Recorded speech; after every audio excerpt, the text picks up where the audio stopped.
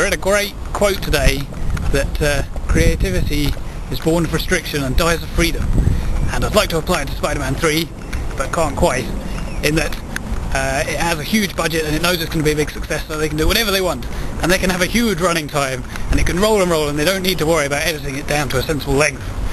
So that was a bit of a trap they fell into. But it finally gave the Spider-Man series a decent finale, which I've been waiting for forever.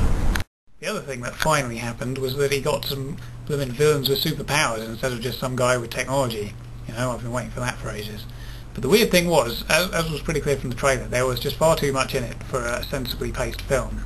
And so it's very long, and there's a lot of plot lines, and doesn't have a very well-defined arc or anything at all that you can really get your head around. It just rambles. But even worse, it seems to do it quite slowly. It could really have been edited down a lot better. One dangerous weak point of the story was that it lost track of keeping the audience up with exactly how much damage different people are able to take, to the point where one person takes some pretty severe knocks. The audience actually laughed, which they weren't supposed to. But in the end of the day, I was sitting there in the audience being entertained. More entertained than I was in Spider-Man 1 and 2, partly because it was a very organic story, quite episodic, maybe like lots of comics. It was just a lot of fun in that way. I really liked it.